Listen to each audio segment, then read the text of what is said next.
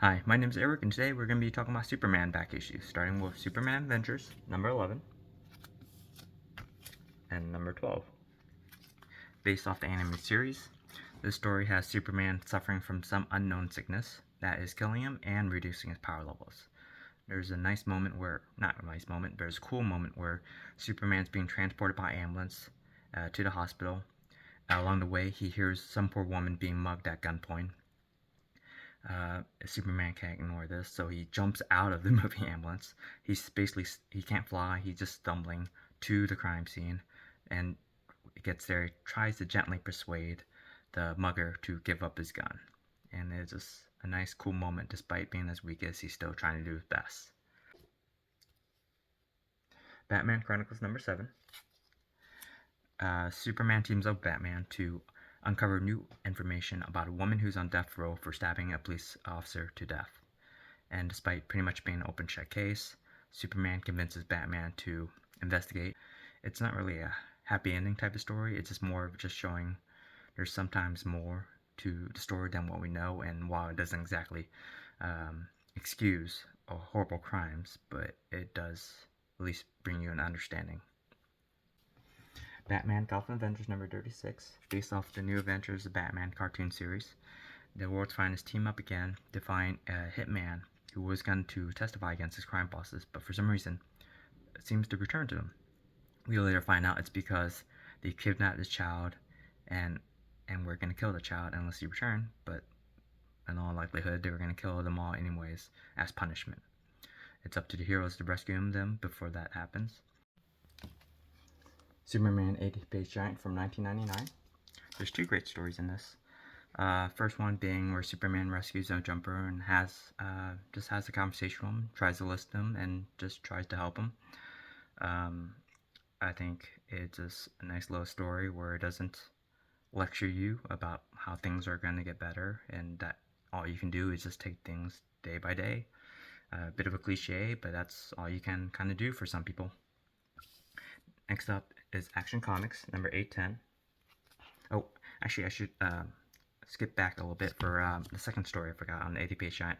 The second one is a nice little sweet story that's from Lois Lane's perspective about kind of just her relationship with Superman and why she loves him. It's a nice little sweet story that I definitely recommend, and oddly surprised me that it was written by Mark Millar.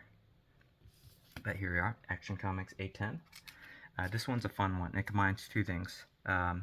New Year's Eve and Superman mailbag. Superman celebrates New Year's Eve in different time zones, pretty much all of the time zones on Earth. And then he has also answering letters like Santa Claus. For example, in Japan, he provides a fireworks show. In Brazil, he helps a couple propose in a spectacular way. In Italy, he provides a dying man's last wish to be able to see a flying man.